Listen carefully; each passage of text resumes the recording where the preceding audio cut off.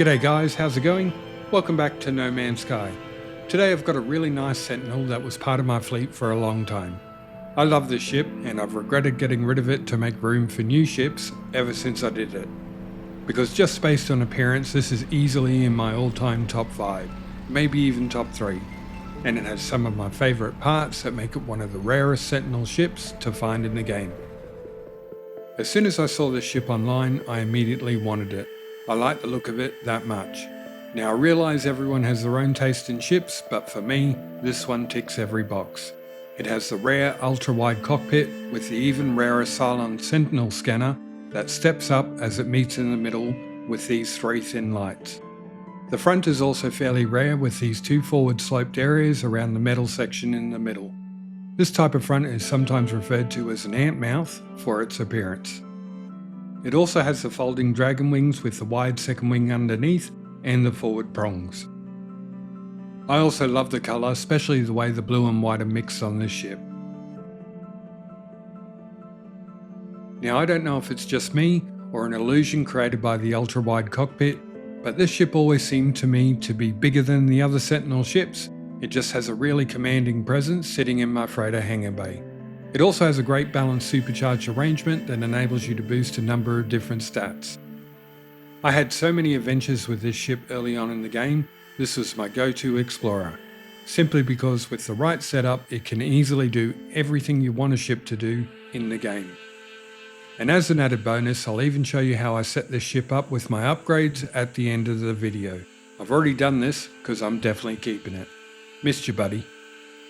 I claimed this ship about 3 years ago and I was worried it wouldn't be there anymore as we've had a lot of planet changing updates since then. And thank the Atlas, it's still there. Sorry for the longer than normal intro, but if you can't tell, I'm really happy to get this one back. Anyway, if you like the ship, here's how to find her. First, make sure you have multiplayer turned off in your settings. This is very important when ship hunting and simply ensures you'll be able to claim the ship. So this one is in the Euclid galaxy, that's the first one you start out in, and first you need to go to a portal and enter these glyphs.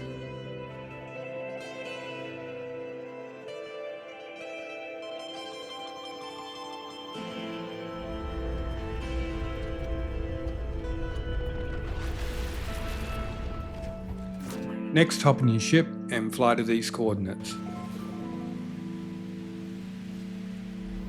So as I said, this ship's been around for a long time, and of course you'll see people had to build bases around it. And this is not a good thing because a base built too close to a crashed ship can cause the ship to glitch out, fly away, or not even be there. As you can see, as soon as I got close, the ship took off and flew away. So please don't build a base right next to a ship location. There's just no need for anyone to build so close to the ship. But no worries, there's an easy fix to be able to get the ship. Simply land and hop out of your ship to make a restore point save. Then reload the save. This will usually reset the ship at the location, giving you about a minute to run up and claim it again before it flies away.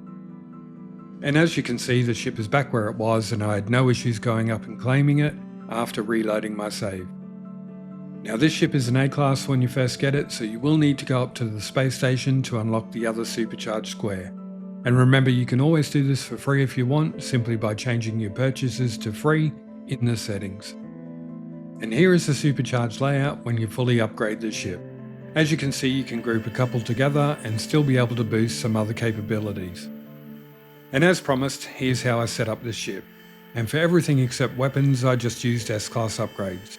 Now you don't need X-class upgrades for your weapons, I just had some spare that I wasn't using. Now if I want a good ship for exploring, I would usually supercharge one of the squares to boost the hyperdrive, but this one had plenty of hyperdrive range once I added the hyperdrive upgrades. So instead I use this one for shields to get them up over 300.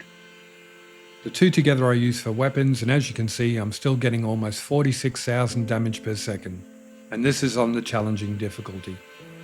46,000 DPS is way more than enough, in fact it's still overkill for anything the game can throw at you. And just in case you're new and don't know this, you can change your difficulty if you want, and this will increase your weapon damage. If you go into your combat settings, you can see this one that says enemy strength. Now this setting does not actually change the enemy strength. What it does do is change your damage output. Strange, but true. So if I change this down to standard and apply the changes, now you can see the infra knife is putting out 69,000 DPS. And if I lower the enemy strength to weak, I now get 173,000 damage.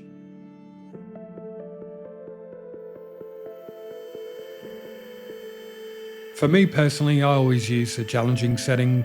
Now this is just what I like to use, but I recommend you play the game on whatever difficulty gives you the most fun for your game. The other supercharged square I use for the pulse drive to boost speed and maneuverability. And as you can see, the yellow bar is almost maxed at 1600. And down the bottom you can see the hyperdrive upgrades, and I have over 1640 in hyperdrive range, which is plenty. Now for me, my priority is getting a balanced setup for the ship to make it good at everything, which is what you want out of a ship that you use for exploring. Anyway, I hope you found this little bit of extra information helpful, and I'll leave you with a little more vid of the ship to help make up your mind.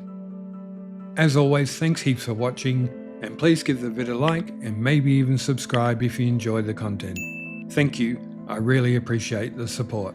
Hope you have a good one and enjoy the ship. Cheers guys.